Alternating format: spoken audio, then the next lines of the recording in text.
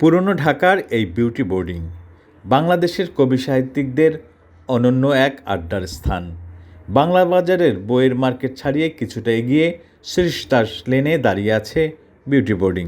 পুরনো ঢাকার অন্যান্য দর্শনীয় স্থানের তুলনায় বিউটি বোর্ডিংকে জীর্ণ মনে হলেও এই বোর্ডিং জুড়ে আছে সময়ের পদচিহ্ন। 1949 সালে প্রহ্লাদ সাহা এবং তার ভাই নলিনী মোহন সাহা 11 কাঠা জমির উপর এই বিউটি বোর্ডিং গড়ে তোলেন।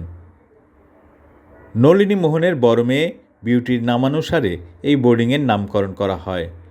প্রতিষ্ঠার পর থেকেই বিউটি বোর্ডিংয়ে আড্ডা দিতেন কবি, সাহিত্যিক, বুদ্ধিজীবী, শিল্পী, সাংবাদিক, চিত্র পরিচালক, অভিনেতা, গায়কসহ বিভিন্ন শ্রেণী পেশার কিংবদন্তি মানুষজন।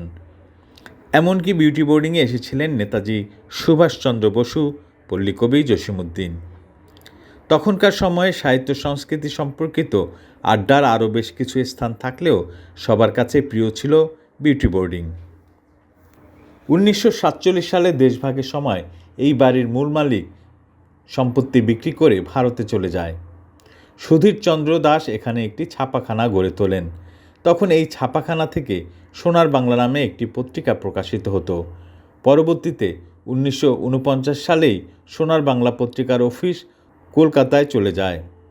তখন সুধীরচন্দ্র দাসের কাছ থেকে প্রহ্লাদচন্দ্র সাহা ও তার ভাই নলিনীকান্ত সাহা এই জায়গাটি আবারও কিনে আবাসিক হোটেল ও রেস্তোরাঁর ব্যবসা শুরু করেন।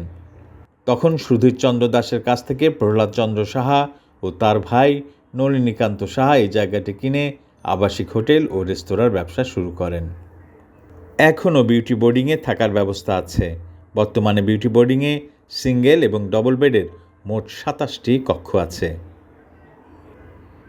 তরঙ্গ নিউজ, ঢাকা।